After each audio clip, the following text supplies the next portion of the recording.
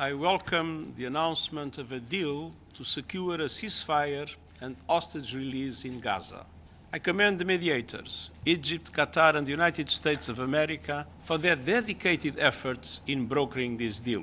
Israel and Hamas agree to ceasefire, a path to peace or a temporary truce. The conflict between Israel and Hamas has once again reached a turning point with the announcement of a ceasefire. After weeks of intense violence that claimed lives on both sides, international mediators, including Egypt, Qatar, and the United Nations, worked tirelessly to broker an agreement. The ceasefire marks a critical moment in one of the most volatile conflicts in the Middle East, but questions remain about its durability and the broader implications for peace in the region. The ceasefire agreement. The agreement reportedly includes provisions to halt hostilities from both sides. Israel has pledged to suspend airstrikes in Gaza, while Hamas has agreed to stop rocket attacks targeting Israeli cities. Humanitarian corridors will be open to allow essential aid, including food, medical supplies, and fuel, to reach the people of Gaza, where infrastructure has been severely damaged. In return, international monitors may be deployed to ensure compliance and prevent immediate escalations. Background of the conflict.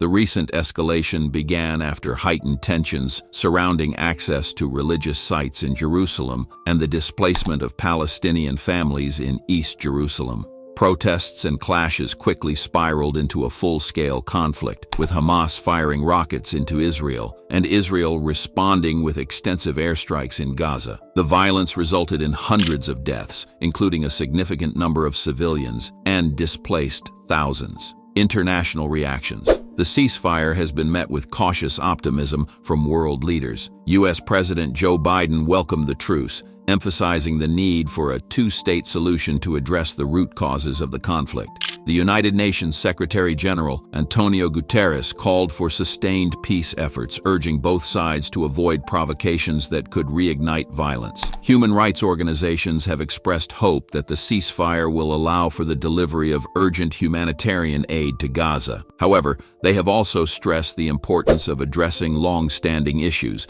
including the blockade on Gaza, settlement expansions, and the need for accountability for violations of international law. Challenges ahead. Despite the ceasefire, significant obstacles remain to achieving lasting peace. The mistrust between Israel and Hamas runs deep, fueled by decades of conflict and mutual hostility. Hamas, designated as a terrorist organization by Israel, the US, and the EU, maintains its goal of resistance against Israeli policies, while Israel views Hamas as a threat to its national security. Moreover, the humanitarian crisis in Gaza continues to worsen, with widespread destruction, limited access to clean water, and an overburdened healthcare system. Without addressing these underlying issues, the ceasefire risks being a temporary reprieve rather than a step toward a durable resolution. What's ahead? The ceasefire between Israel and Hamas offers a much-needed pause in violence and a chance to alleviate the suffering of civilians. However, its success depends on the willingness of both sides to engage in meaningful dialogue and address the root causes of the conflict. The international community has a crucial role to play in supporting these efforts, ensuring accountability and fostering conditions for a long-term peace.